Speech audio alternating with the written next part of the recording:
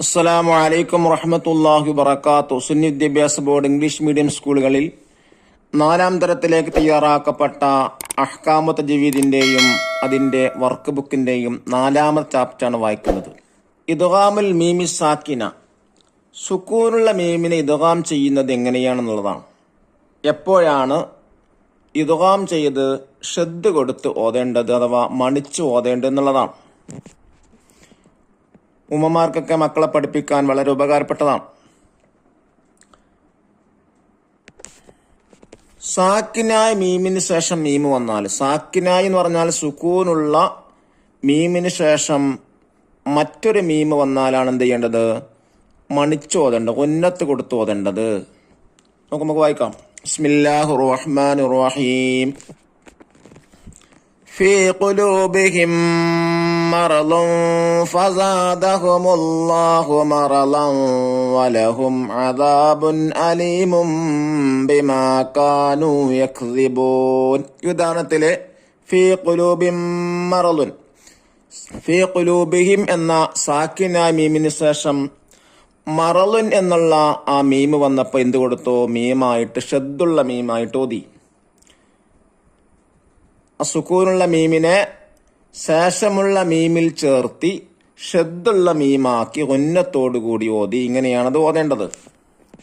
ഫീ ഖുലൂബിഹിം മറൾ. അടുത്ത നോക്കൂ.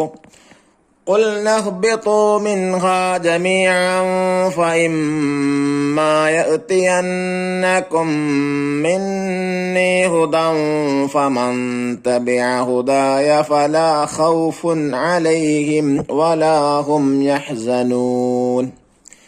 ഇവിടെ ഫഇമ്മാ യഅതിയന്നകും മിന്നീ, യഅതിയക്കും എന്നുള്ള സാക്കിന മീമിന് ശേഷം മിന്നി എന്നുള്ള മീമ് വന്നപ്പോ ആ സുക്കൂനുള്ള മീമിനെ ശേഷമുള്ള മീമിൽ ചേർത്തി ഷദ്ദുള്ള മീമാക്കി ഉന്നത്തോടു കൂടെ ഓതോ മണിച്ചോതി.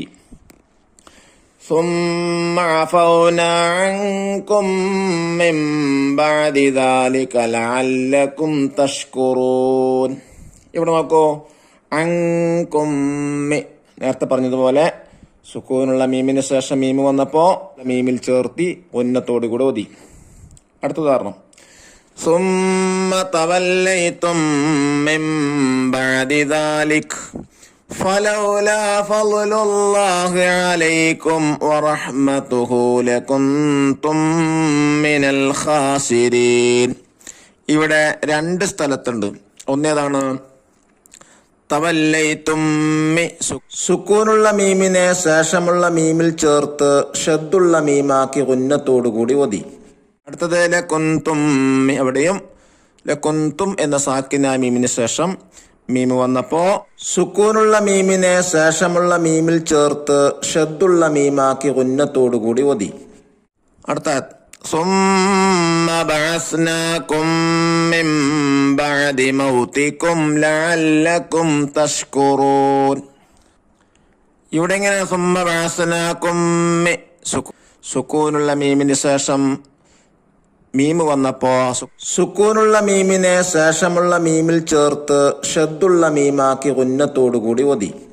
ثم عفونا عنكم من بعد ذلك لعلكم تشكرون. നോക്കൂ ഇവിടെ അൻകും സാക്കിന മീമിന് ശേഷം മീമ് വന്നപ്പോ ആ സുക്കൂനുള്ള മീമിനെ ശേഷമുള്ള മീമിൽ ചേർത്ത് ഷദ്ദുള്ള മീമാക്കി ഉന്നത്തോടു കൂടി ഓതി. ഫീ ഖുലൂബിഹിം മറളുൻ ഫസാദഹുമുല്ലാഹു മറളാ വലഹും അദാബുൻ അലീമും ബിമാ കാനൂ യക്സിബൂൻ. ഇവിടെ എങ്ങനെ? ഫീ ഖുലൂബിഹിം മറളുൻ, സാക്കിന മീമിന് ശേഷം മീമ് വന്നപ്പോ ആ സുക്കൂനുള്ള മീമിനെ ശേഷമുള്ള മീമിൽ ചേർത്ത് ഷദ്ദ് കൊടുത്ത് ഉന്നത്തോടു കൂടെ ഓതി. അടുത്ത الذين يظنون أنهم ملاقو ربهم وأنهم إليه راجعون. ഇവിടെയും അന്നഹും, സുക്കൂനുള്ള മീമിന് ശേഷം മീമ് വന്നപ്പോ ആ സാക്കിനായ മീമിനെ ശേഷമുള്ള മീമിൽ ചേർത്ത് ഷദ്ദുള്ള മീമാക്കി ഉന്നത്തോടു കൂടി ഓതി. സാക്കിന മീമിന് ശേഷം മീമ് വന്ന ഉദാഹരണങ്ങളാണ് മുകളിൽ കൊടുത്തത്. സാക്കിന മീമിന് ശേഷം മീമ് വന്നാൽ ആ സുക്കൂനുള്ള മീമിനെ ശേഷമുള്ള മീമിൽ ചേർത്ത് ഷദ്ദുള്ള മീമാക്കി ഉന്നത്തോട് കൂടി ഉച്ചരിക്കണം. അപ്പൊ ഷദ്ദും കൊടുക്കണം, നന്നായി മണിച്ചും ഓതേണ്ടതാണ് എന്നർത്ഥം. ദഫ്തർ താലിബ് നോക്കി ദിരിബാത്തുകൾ ചെയ്യുക. അൽ ഖിറാഅത്ത് വൽ ഹിഫ്ള്. ഒന്നാമത് നഖറ സൂറത്തുൽ അഹ്സാബ് വനക്തശ്ഫു മിൻഹാ ഇദ്ഗാമുൽ മീമി സാക്കിന. അഹ്സാബ് സൂറത്ത് പാരായണം ചെയ്തിട്ടതിലെ സാക്കിനായ മീമിനെ ഇദ്ഗാം ചെയ്ത് ഓതാനാണ്.